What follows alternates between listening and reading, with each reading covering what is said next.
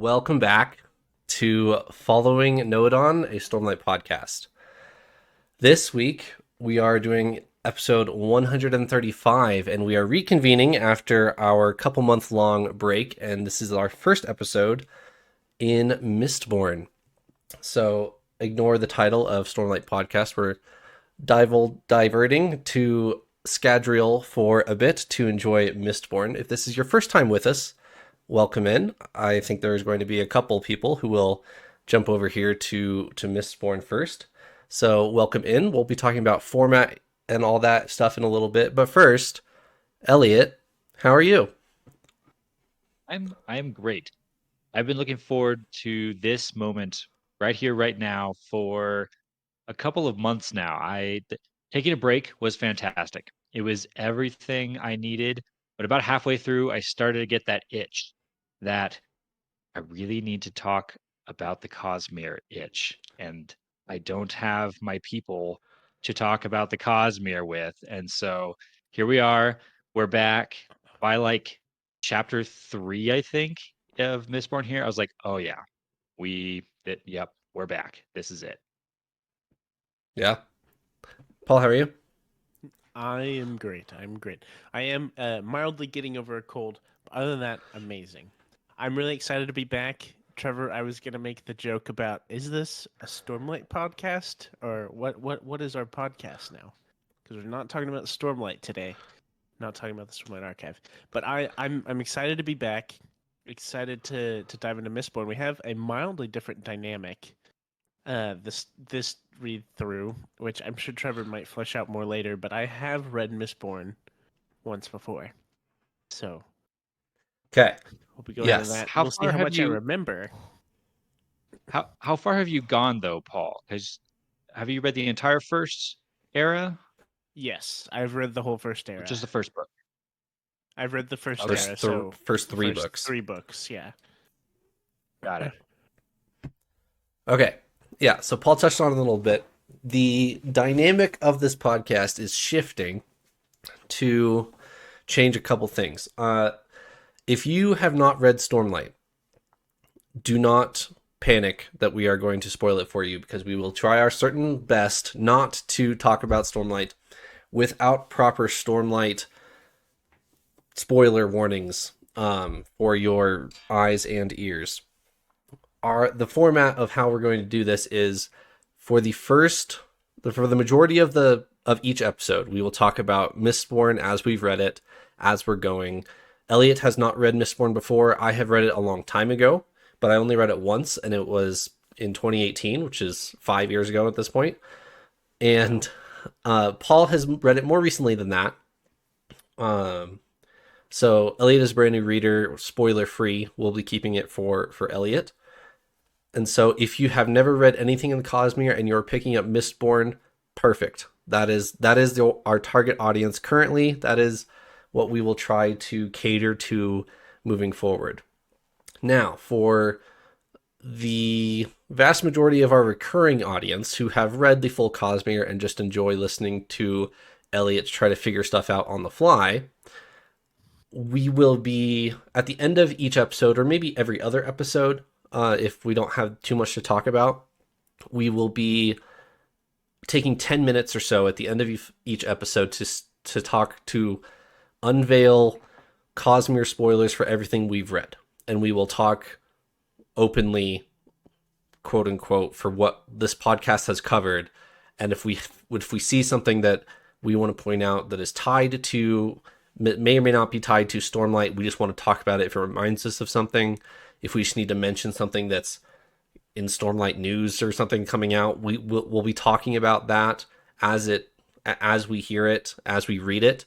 But we'll be saving that stuff for the end. So if you have not read Stormlight, just stop listening at that point. I promise we won't talk about anything super interesting. So don't feel left out. So that is how we will be approaching this moving forwards. Go ahead, Paul. I want to add something if you don't mind. I think it's really cool that kind of the duality we get to do now, because I actually asked Trevor. I was like, Trevor, are we just talking about like Cosmere implication things? Are we like going into all these like big stuff, or are we back to the like kind of the first time reader perspective, figuring out in this case Scadrial what's going on, and we're getting to kind of do both, which is awesome. We'll get to kind of walk through the storyline, which was remarkably helpful for me in the Stormlight archive. I'm not a natural reader, I would say. And so it was great for me to do so. And I have read this series before, but I guarantee that 80% of what I will know about this series will be from us talking about it, not because I read it before. Because although I did read it, I haven't really like discussed or stopped or anything to look around. So I'm excited to dive deep, like chapter by chapter, and go through this. So I think it's a fun mix if you are watching and either picking up these books or a longtime fan. You'll probably learn something new. So it's really fun. I'm glad you brought that up, Paul, because I have read Mistborn before. I read all of Era 1 in a week in 2018. I'm listening on my phone at work. So my retention level was somewhere between 5 and 10%. Not very high. So reading these first chapters, it was a nice wake-up call for me of, wow, I have very little memory of what all goes on in these books. So with that in mind, I will be asking questions to, the air, to my fellow podcast hosts, and Paul's going to be the one who's not allowed to answer them. And it's up to you guys to try to figure out whether my questions are genuine or not, of if I remember said question and it's just a bait for Eliot, or is this a genuine question that I do not remember the answer to, and the answer is coming very shortly. So I have multiple of those in this first episode, so that'll be a fun dynamic to explore because I don't remember these very well. One more thing before we really get started. We are recording this in March of 2023. Coming up, I think July, August, there is a release of the Secret Projects all of this year. Secret Project 1 is already out. It's been out for a couple months, which we will be covering on the podcast at a future date. We are going to try, this is not guaranteed at this point, but we're going to try to cover Secret Project 3 as it comes out.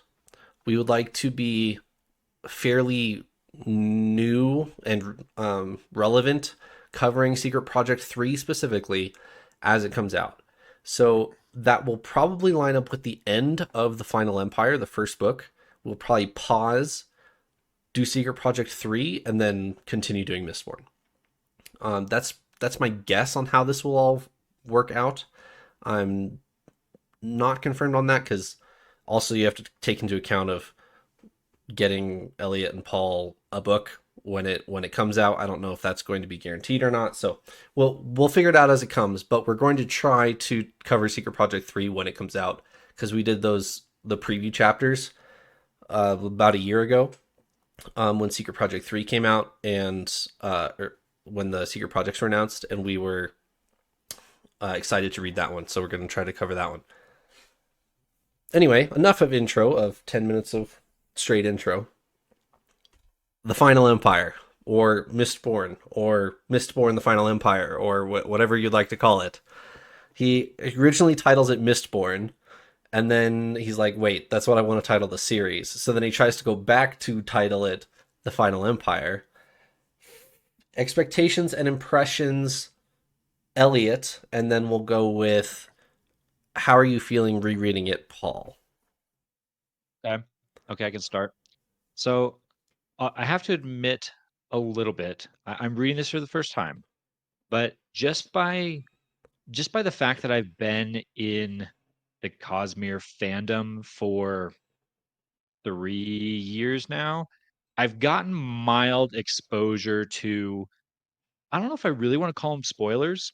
I'm actually very impressed that I went to the entirety of Dragonsteel 2022, which was The a Lost Metal. Mistborn focused convention book launch for Brandon Sanderson. And I think I walked away with nothing major spoiled for me.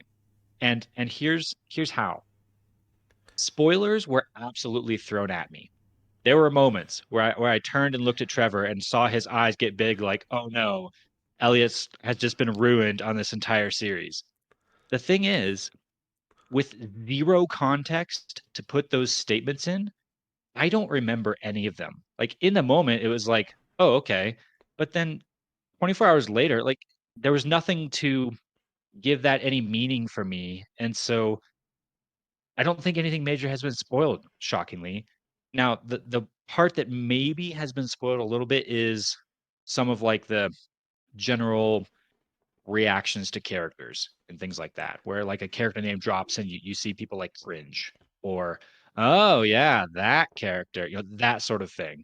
So I have some kind of general, I don't know, leanings on a few things going into this, which I think you could classify as spoilers. But all of that said, expectations for the book, very excited. The one thing I'm most excited for is the magic system at this point, just based on kind of what I know and what I've heard people talk about. I'm expecting a little bit of a darker book, perhaps a darker story, perhaps a little more gritty in places. But I've heard a lot of interesting things about the magic system. So I'm really excited to dig deep into that. And I may or may not have already started a spreadsheet to track it all and figure it out. Oh, I love that so much. Big fan of spreadsheets, personally. I make one for like everything.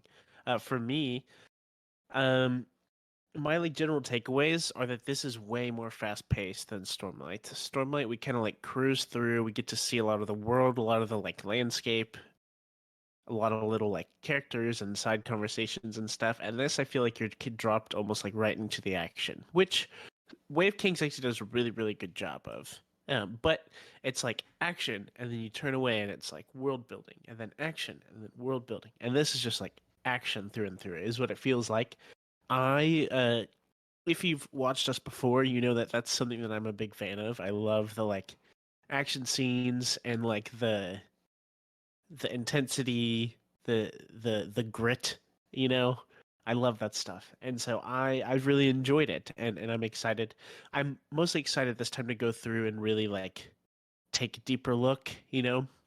From right now, I would say understand the magic system, but I think we'll go through and I feel like I'm going to learn that I don't fully understand the magic system, you know.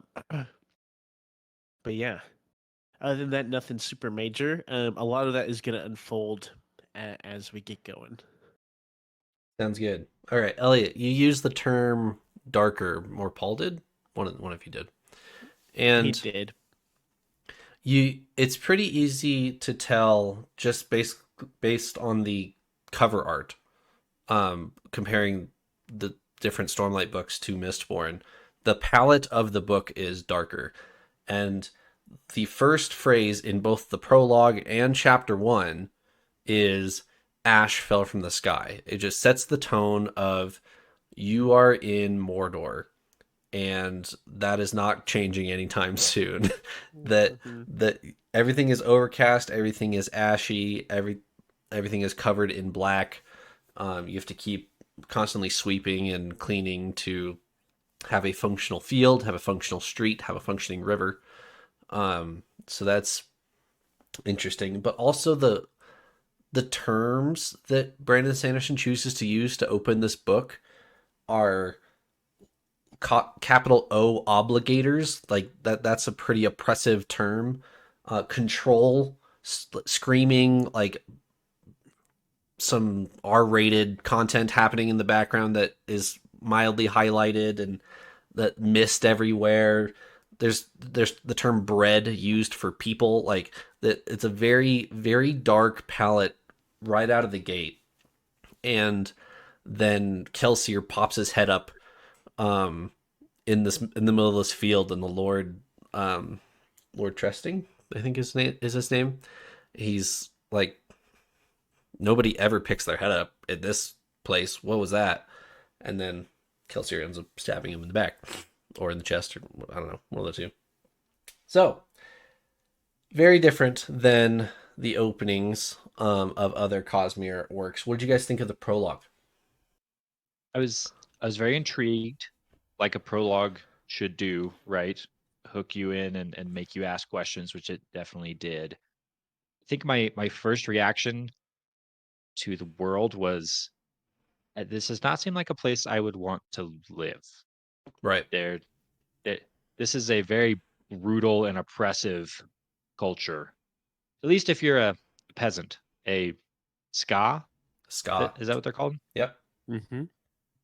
And the questions immediately started flowing actually as soon as we started talking about that. I was trying to figure out, is ska like a social class, or is it supposed to be a racial term? Are we talking about like a slightly different race of humans, or is it just a social class? I don't know if we can answer this yet. Paul, That's already a question.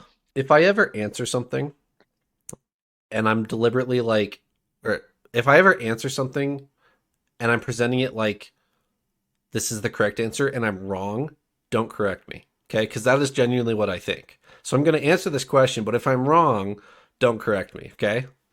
What do I do then?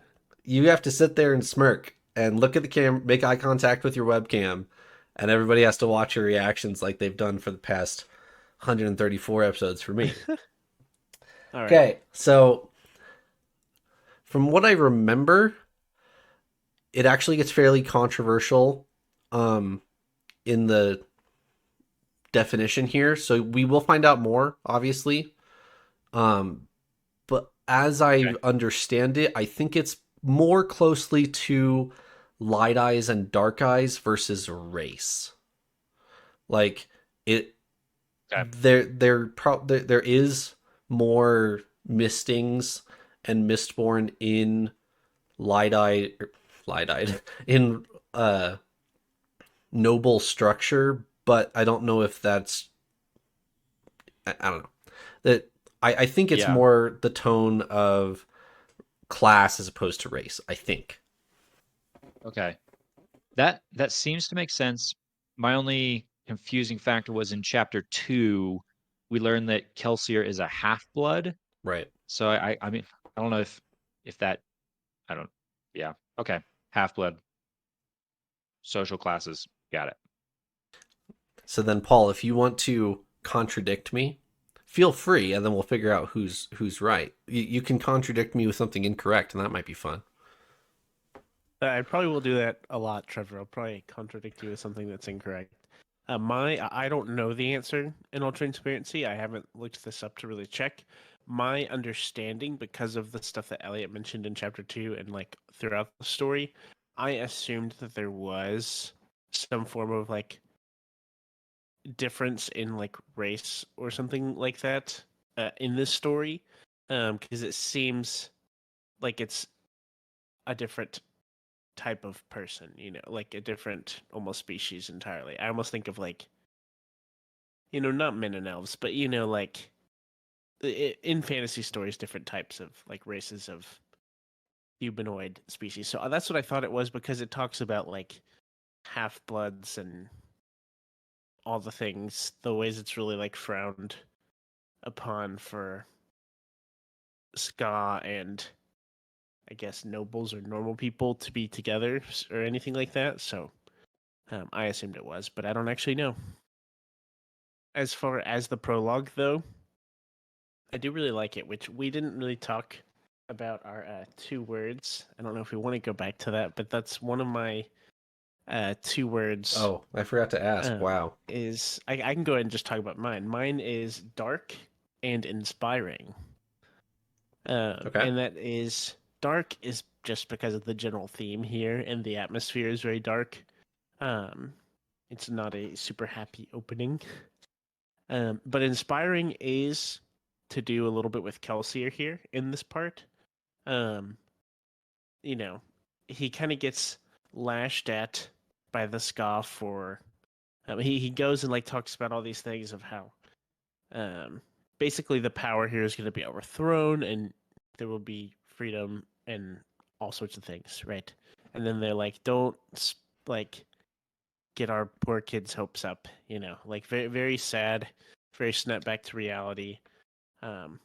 But even though there's not hope there in a lot of people, there is still like, because Kelsier, who comes in as kind of this mysterious figure, a mysterious, powerful figure, there is still like a semblance of hope in what seems like a desolate place for the ska. And I think that was neat. And it's like it's just like the little glint of light in the distance of darkness, you know. And so I think that was a cool thing, and that's why I said inspiring, and that's kind of what stuck out to me from this prologue. Eliot, your 2 words? Yeah, I did have 2 words. I kind of talked about them already pretty much. My 2 words were brutal hierarchy, which Okay. just referencing the system and the world, and yeah, not a nice place to live. But I liked your thoughts there, Paul, specifically about Kelsier. I can tell already I'm going to be very torn about Kelsier's character. I picked up on those elements of hope and inspiringness and some of those like heroic attributes in him. You see some of that for sure. But then he's not really like your sweep in and save the day and everything's all happy merry kind of character either. Because he helps them. He saves the girl and the little girl. But then he also just kind of wrecks the place and leaves the Scott to deal with whatever the ramifications are. And they're like freaking out. And he's like, yeah, that's kind of the point. I kind of want you to freak out. Bye. Yeah, I kept thinking of Robin Hood whenever he brings the food in. I wrote I Robin Hood can't on read my that, I but I'm wrote Robin assuming Hood you on wrote my Robin hand. Hood. So Yeah. yeah, go ahead, Paul, and then I'll chime in. Yeah, whenever I was reading this, I was like, "Oh, I need to make a fun joke about Robin Hood." And my fun joke is me just saying it's like Robin Hood. No punchline.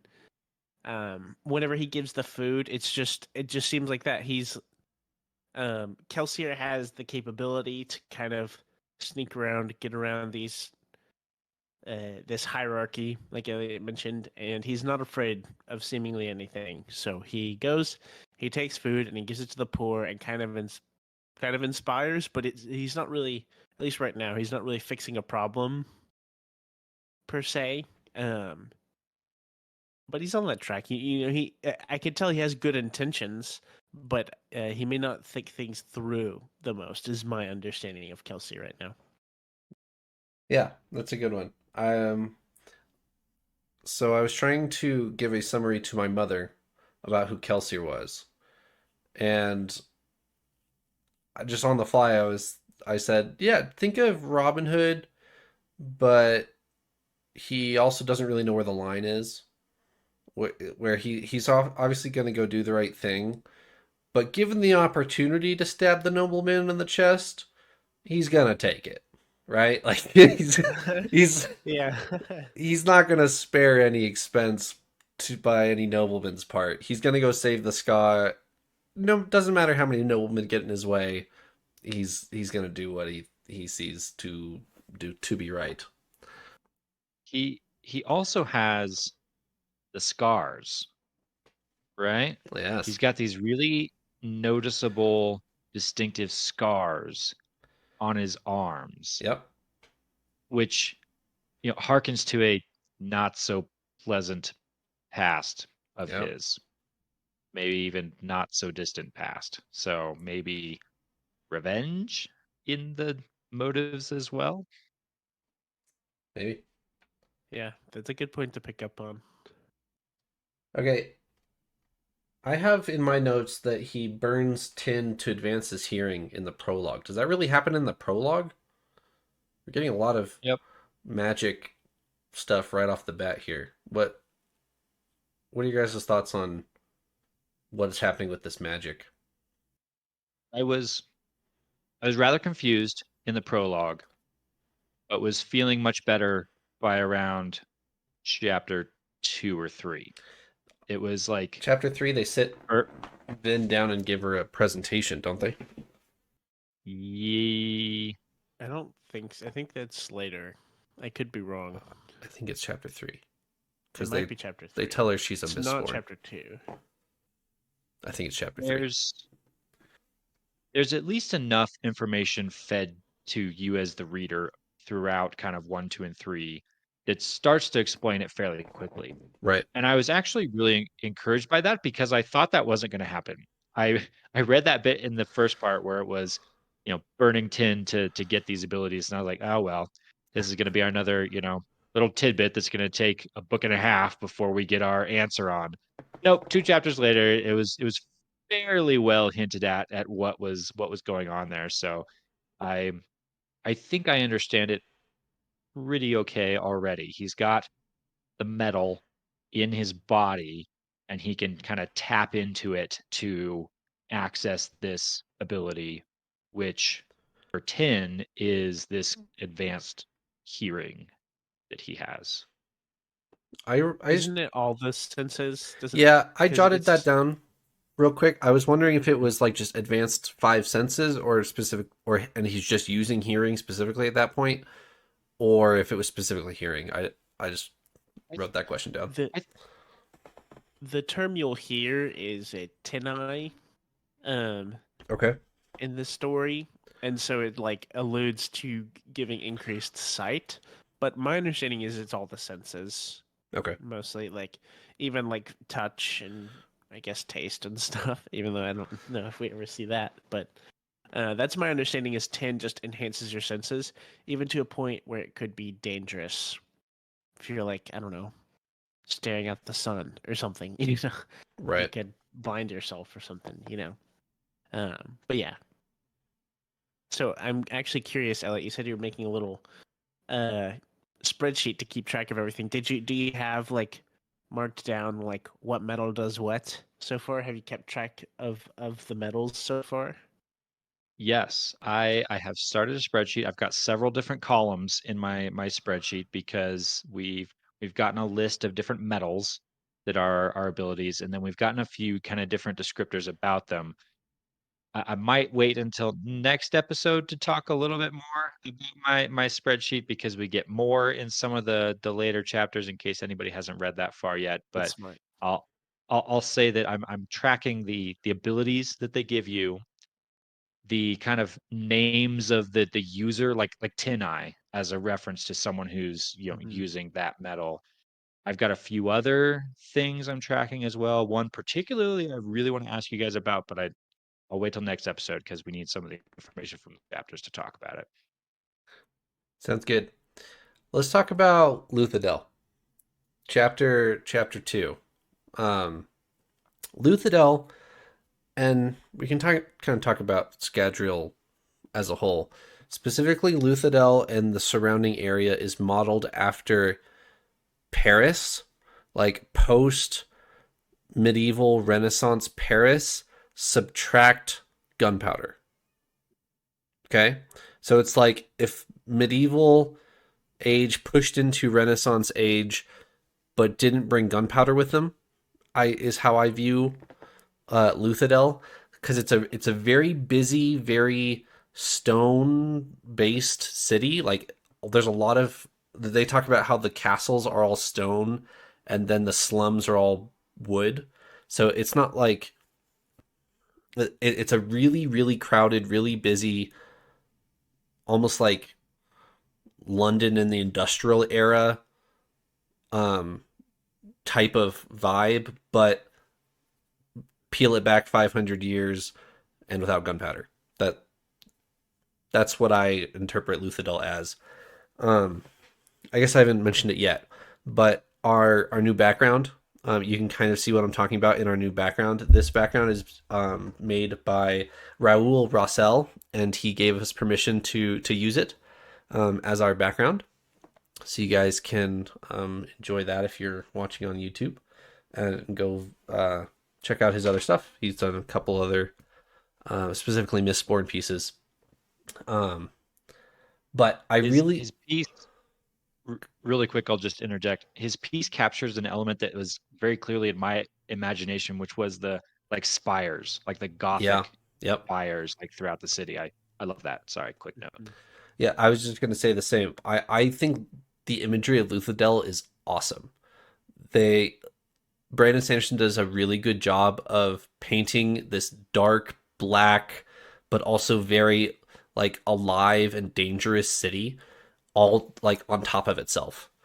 And I think the art is bang on for what that is trying to accomplish, and I really liked it, so I reached out to him. But it paints Luthadel as there's a dozen or so great houses, like lineage houses, that live in Luthadel, and each have their own keep or castle in the city walls.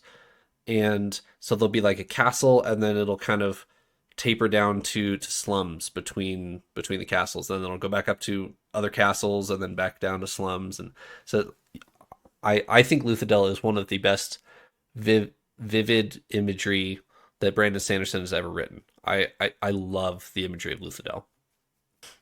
I can agree with that. It's like not medieval, because I always think of like in other stories the like fantasy medieval bows and arrows and swords and stuff. And yeah, this is like a bit beyond that, but not to like a technology era at all. Like gunpowder Right. things. So yeah. The design, I am really impressed. I'm looking at that background now, and I am also really impressed with that. So It lends itself to the magic system, obviously, where Kelsier can just jump like house to house, and basically the whole rooftop of the city is his playground. How he gets around, he can just run wherever he wants to, um, as a Mistborn. So I yeah. Anyway, big fan. Anything else from chapter 2 or chapter 3, guys? did we Don't talk about think so. chapter 1? Or are we waiting to come back to that? I thought we did we not? No, we didn't. We completely skipped it. Okay. I was wondering, I was like, maybe there's something important in chapter 1 that we were waiting to talk about. We can talk about it Um, now. Elliot, how do you say Vin's brother's name? Michael Kramer says like Reem or Reen. I don't know if it's an N or an M. It's an M on the end. It's I have it in my notes. R Oh no, it's an N. Reen. Reen. Reen. Okay. like a ream of paper. Yeah, got it. No. Like With a ream. Yeah. Yes, like I said, like a ream of paper. yeah. No, Yeah, I'm that actually sorry. I didn't mean to jump ahead. If you have something important, then go right ahead. But I'm really curious to hear Elliot's impressions of Vin and her brother, Reen. Just kind of first I, general impressions. I was just gonna say Reen does not sound like a very nice guy at all.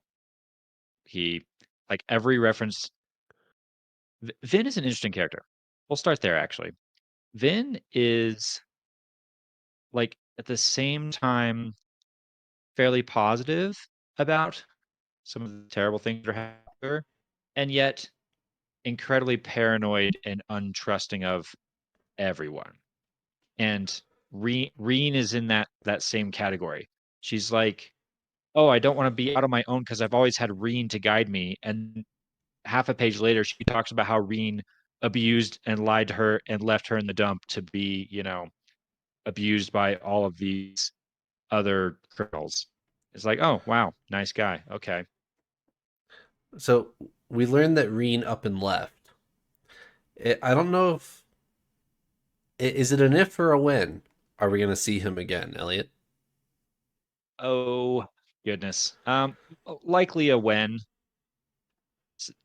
I mean, classic fantasy writing, classic fiction writing in general. Right. You're gonna drop a few breadcrumbs and oh, this character disappeared. Surprise! Later But they're back. So yeah, would not shock me one tiny bit if he showed up again. For sure. Especially knowing that it's like Vin's brother. Like there's if we're seeing Vin reoccurring as one of our main characters, it's gonna be like, oh well, the brother is someone near and dear that you've been with your whole life, right? So something uh will tug at our heartstrings with Reen again, I would imagine, either in a good or bad way. I honestly don't remember if or when he comes into play. But Yeah, but I was curious to see what you thought. It's an interesting like dichotomy of emotions I think I have for a lot of our characters, with like Vin and Kelsier. Kelsier, we don't know as much. I feel like right out of the gate we understand a little more, kind of like street urchin, like trying to buy just street life, like bandits, the whole 9 yards, just a lot for like criminal activity. And so we see a girl who is like just trying to get through and also trying to find any source of comfort that she can in a really broken society and place. And it's really it's kind of it's kind of challenging even to like think about too much or to read. You know, it's very sad. But seeing that she does have like, I don't know, I was gonna say she does have people she can rely on, but Reen is not a great person to rely on. I would agree with you that Elliot, he's not super kind and stuff, but it makes me hopeful. But with that, I'm sure there's more in chapter 1 as well, but it is more hopeful with the later chapters that we get to talk about. So I guess go ahead, Elliot. Yeah, real quick, backing on a thought there. I am intrigued by this argument within Vin where she doesn't want to be around these criminals anymore. She wants to strike out on her own, but she doesn't want to be alone either. Like she doesn't really like these people, but they're who she knows. So she's gonna, there's an element of her that wants to be around people she's familiar with, even if they're not very nice people. At least they're the devil she knows, I guess. Right. And I guess the reason, I don't know if I did this on purpose, but the reason why I skipped over chapter 1 was most of the chapter is all about Vin's luck, and she has an inner monologue and dialogue about her luck and how it's helped her do all these sorts of things. And by the end of chapter 3, we at least have a explanation, if not the explanation, of what exactly is happening. So there's chapter 1 where we get an intro to Vin. She's helping her boss get this deal, and then what is it? Chapter is it in the next chapter or is it chapter 3 that they go back to um that they go to another group? Is it the Canton of Inquisition that they go to? Um, and she tries to use her luck again, but there's a guy there who can identify that for what it is, even though Vin doesn't know what it is. It flags for him. Then they're gonna go chase Vin down. Kelsier intercepts it, rescues Vin. That's where we end chapter 3, basically, where they sit her down and tell her she's a Mistborn. Dun dun dun. And we get a quick presentation of one in every 10,000 ska is a misting, let alone a Mistborn. Mistings can use one of the known 8 allomantic, like common allomantic powers, and then there's 2 more. There's 2 other like metals, Yeah, right? Or I yeah, think I'm right on that. There's 2 other metals, but like 8 powers or something like that. yeah. So we get a quick identification of the majority of people who have magic in this world are going to be mistings who can use one. Vin and Kelsier are Mistborn and they can use all of them. And that's where we end in chapter 3 there. Do you guys have anything else Mistborn specific before I get into a Stormlight spoilery point? Yes. Two quick thoughts for you, both coming out of chapter 3. One is my last thought on Kelsier is we see twice here in these first few chapters him feel this like need to protect an innocent young person. We saw it in the prologue, and then we see it. You get glimpses of it again with Vin, where Yep. he seems like to have this pull, this kind of need to protect her. And immediately I'm thinking there's got to be something in his past that is like reminding him of that. And there's got to be something. Did he lose someone? Did he lose like a a close family member or something. I was thinking maybe like a sister, perhaps, that he's lost, and now whenever he sees like a young woman in being oppressed or being abused, like that triggers something in him, and he just has to act, sort of thing. Yeah. What We'll about have a to wait So until the interludes. Oh wait. what about Okay. what about a daughter, Elliot? Odds it's a oh daughter. I did not think of that. Okay. Okay. Yes, I'm going to be on the lookout. I'm going to be on the lookout for more hints into Kelsier's past specifically. Mild side note: do we know how old Kelsier is? Vin describes him in chapter 3 bursting through the door as a middle 30s. And Ben, I don't actually know how old she is. In my head, she's like 14. 16. She is a youthful girl Nice. that does not look her 16 years. That's probably why I thought she was 14. So Yes. pretty And spot on, I must. last thought before we go to tying things to Stormlight is this Lord Ruler person that's been referenced several times already. I'm very suspicious already of the character, and not for like the obvious reasons. That there's the Lord Ruler, who is the source of oppression of all these people. They're part deity, part religious leader, part just emperor, king person of this land. Clearly, they have a huge hand in all of this oppression and terrible slavery that we're seeing of all these people. But some of the references and like descriptions of this person are kind of, I don't know, something's off. Something is odd here.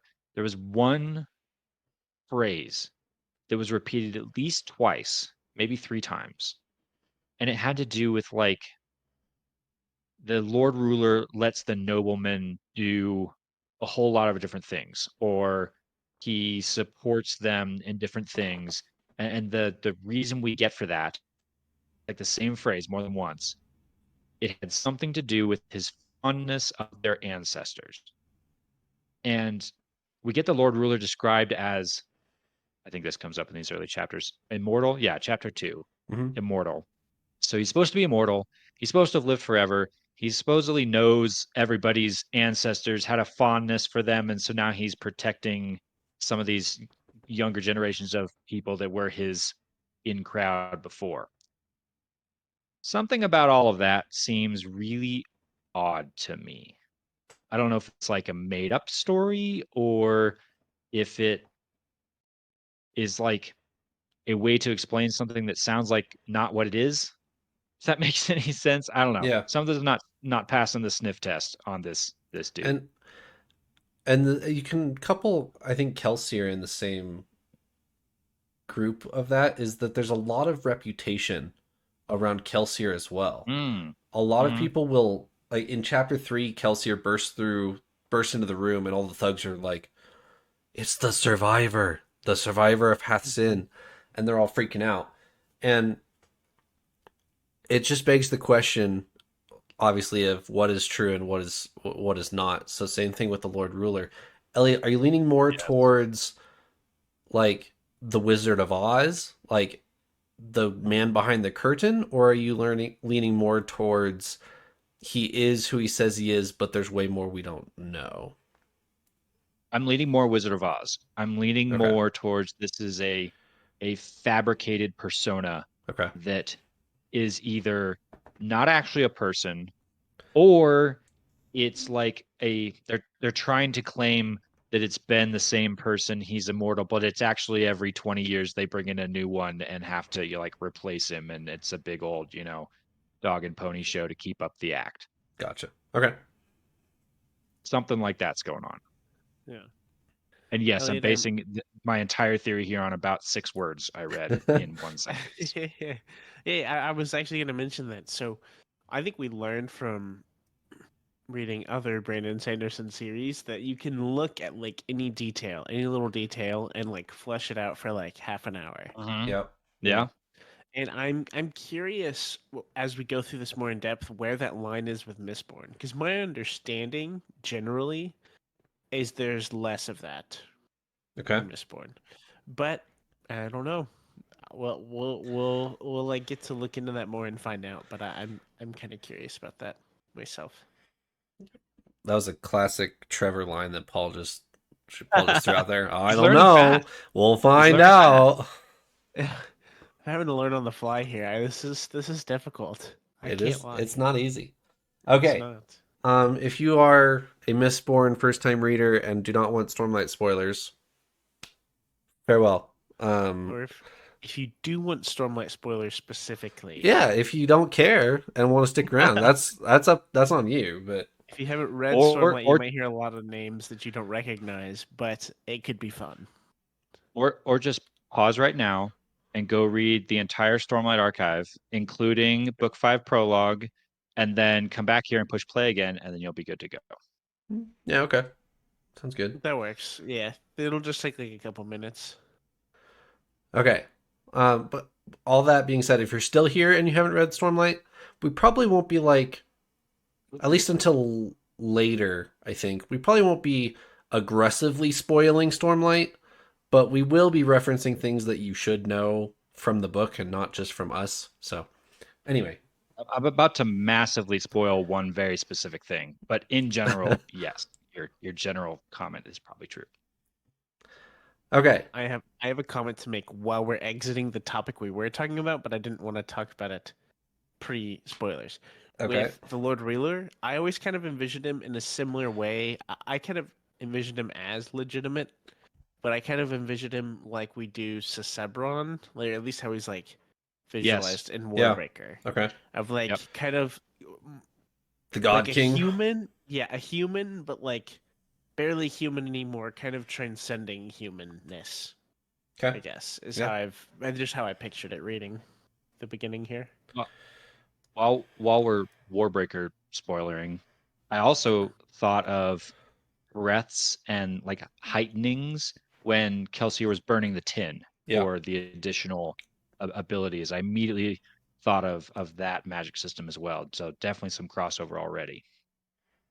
There's probably a Words of Brandon question out there of, if you burn enough tin, can you reach perfect pitch? Can you reach, the fourth heightening or Ah, whatever? Stuff Oh like that.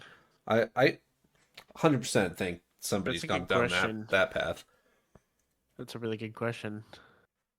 Okay. Um so no more filter spoilers for, well, what do we got here? Elliot, I have a specific question for you. It's been a long time since I first read both Stormlight and Mistborn. Is there more setting writing in the first opening of Mistborn than there is in Stormlight? Because I feel like there is, just reading these chapters again. yes.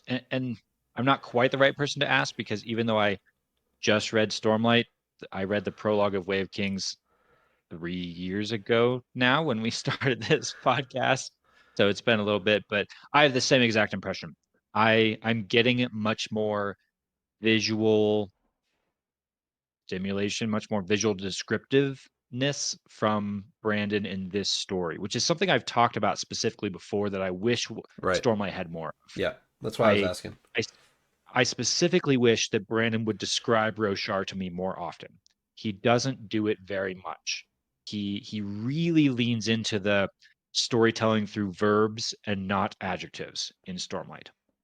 At least in our first few chapters here in Mistborn, definitely more adjectives, definitely more telling me what the characters are seeing around them, not just telling me what they're doing. So I feel it.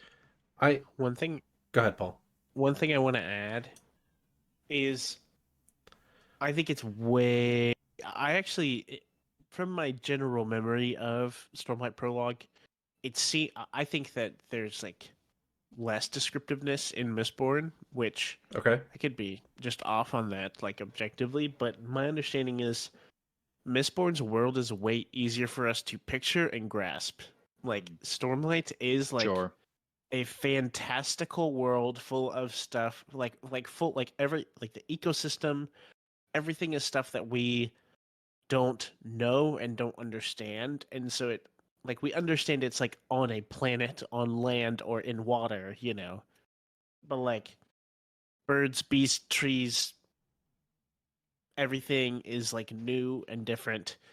People are kind of similar, but everything is still like different. Here it is like, you know, it does constantly rain ash, but it is still like a very picturable. They're like working in a field. It's like a castle like town.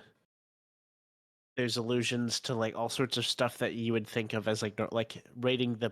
I mean, there's pantries and stuff, I'm sure, in Stormlight too. But all the like imagery and stuff, I feel like is really easy for us to picture Mhm. compared to Stormlight, because it's less like fantastical. There's like things we have to wrap our mind around, like the mists and stuff like that, but that's still pretty tangible and easy for us to picture. And I wonder if it has to do with what Eliot said. It's been so long since we read those first pages of The Way of Kings, because the last thing we read was the Sanderlanche of Rhythm of War, and he's not stopping Hmm. to tell you about what's that's design on the wall. And yeah, anyway. Um, Yeah. but I do think that there's way more setting writing in these first couple chapters, and I wonder if that's just timeline or when he wrote the book, that he was um just expected to do that as a fantasy writer, like write about your world in the first couple chapters. And in Stormlight, I think he does. I don't even think we get a definition of Kremling until we've seen them on page at least a lot, like quite a bit, right? Where he'll just mention a Kremling and then not come back to what he was just talking about for a while. Whereas in Mistborn, he'll tell you exactly what the scene looks like before the characters walk into it. Um, so I don't know if that's just because he wrote this in 2005, 2007, something like that. But anyway, And if you disagree with us, come hop on our Discord and talk about it. We should. I'm curious if True. anyone feels like the opposite. Do you feel like Mistborn is harder to visualize? Like you should come talk about it. yeah, I agree. I will say that I think the world is way more fun and exciting to imagine because it's stuff like xanthids and things, not ash and pain and sorrow and agony and Yes. you know. Okay, so here's a question that if you were to read Mistborn as it came out, you definitely absolutely would not be asking. Where's our investiture? This question is top of my list right now because of all the Stormlight Archive experience that I have and my newfound knowledge of how magic works in the Cosmere. I'm immediately on the lookout for, okay, I know a bit about how magic systems are supposed to work in the Cosmere. So how can I unravel this one? Yeah, And I gotta admit, with the information we have so far, I'm a little bit stumped because we know that magic needs to have like a resource. There has to be something you are spending to to do the magic.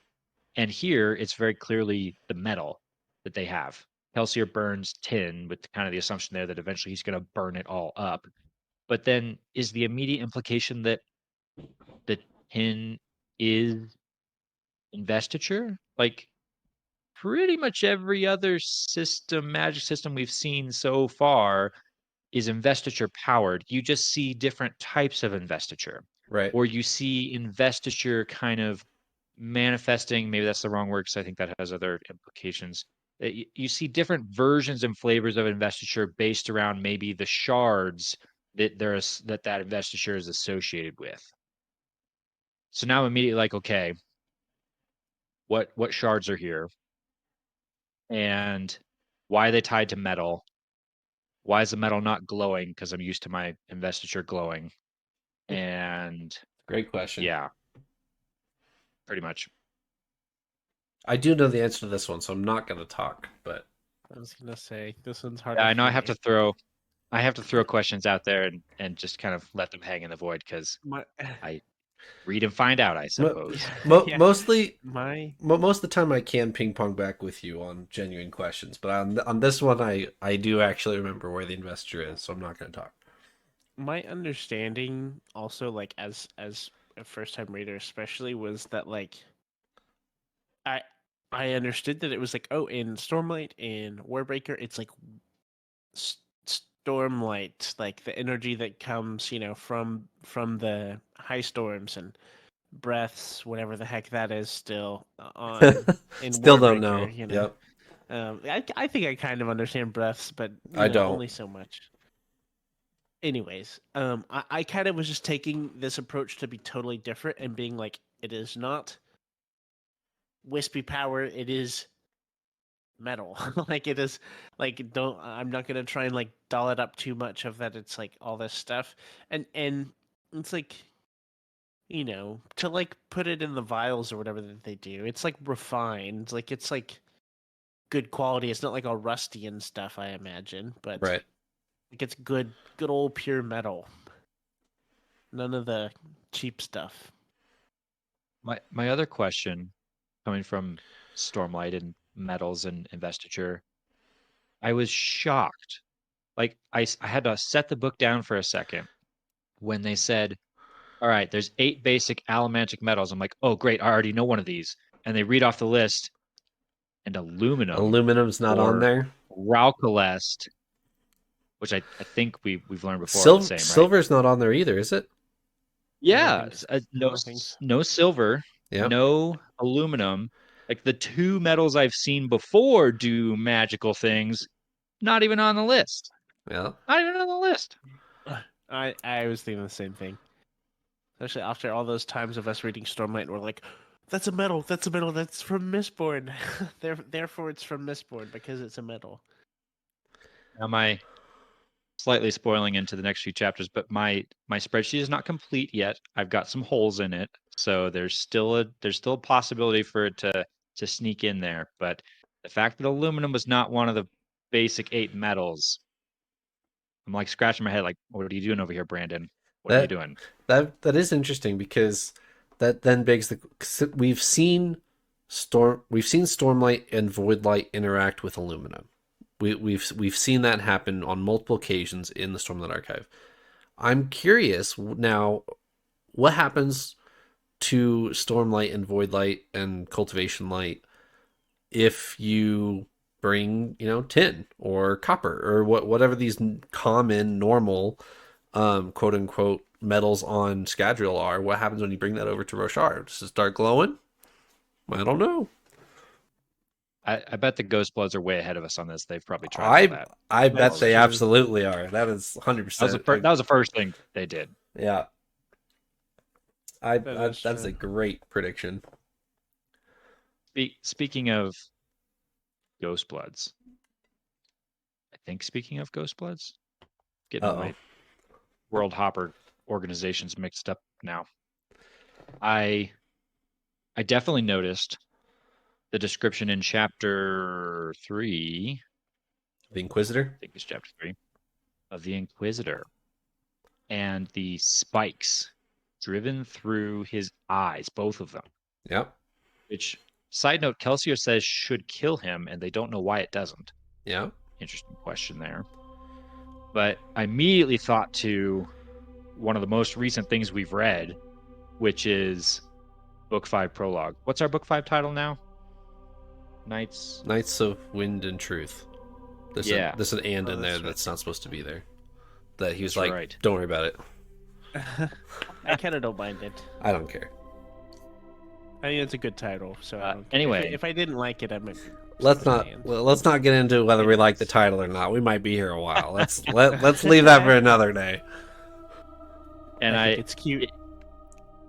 If you don't want Knights of Wind and Truth Prologue spoilers, now's your chance to dial off, because the big reveal in that prologue was, maybe this is not fully 100% confirmed, but like 98% confirmed, Kelsier, or the Lord of Scars, showing up in that episode, in that prologue, with a spike through his head, if I remember correctly. Or at least the character we see there in that book 5 prologue having a spike through their head. We And I don't have any theories on this yet, other than, ooh, spikes through the head. I recognize. I'll recap this for you. So It's they're kind of hard to forget that. at the end of Rhythm of War, the leader of the Ghostbloods is revealed to be the Lord of Scars, quote unquote. And then at the prologue in book 5, obviously unpublished yet, like this could change, but the person who shows up claiming to be Thydakar, who we've just learned is the Lord of Scars, quote unquote, is a blue glowing orb that's rolls through the door, has a spike through one eye, and has scars on his arms. That is what we know. Yeah. Yes, I made a couple of assumptions in there, so that was a much better summary of the course of events there. But I'm immediately intrigued by these Inquisitor characters because I'm already intrigued by this other Thydakar person who may or may not potentially be the Lord of Scars, Kelsier. And here we have Inquisitors with spikes through their eyes, which is, I'm sure, giving them some kind of ability that maybe this Thydakar person is going to also have, probably. Anything else? Way more questions than answers, but Yeah. I'm at least starting to jot down all the questions. Hey, that's a step. That is one step. Anything else? One small step for Eliot. One giant leap for the podcast. That's right. Anyways. And that's all I have. I didn't have anything else in my notes.